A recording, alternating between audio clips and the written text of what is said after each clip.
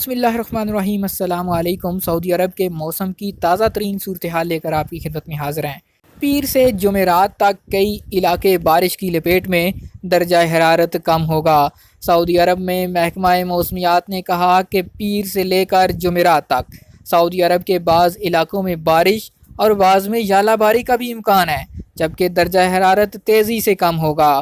قومی مرکز محکمہ موسمیات کا کہنا ہے کہ بعض مقامات پر درمیانے درجے اور کئی ایک مقامات پر گرج چمک کے ساتھ بارش کا امکان ہے۔ عسیر، جازان اور باہا ریجن میں بارش سے سیلاب بھی آ سکتا ہے۔ محکمہ موسمیات نے توقع ظاہر کی ہے کہ منگل سے جمعہ تک مکہ مکرمہ اور مدینہ منورہ کے بعض مقامات بھی بارش کی لپیٹ میں آ جائیں گے۔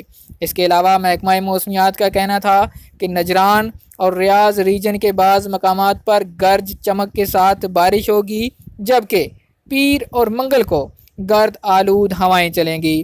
تغسل عرب کے مطابق پیر کو سعودی عرب بھر میں سب سے زیادہ درجہ حرارت 42 سینٹی گریڈ حفر الباطن اور الاحسا میں متوقع ہے، جبکہ سعودی عرب میں سب سے جو ٹھنڈا علاقہ ہوگا جہاں پر سب سے کم درجہ حرارت متوقع ہے وہ ہے السودہ۔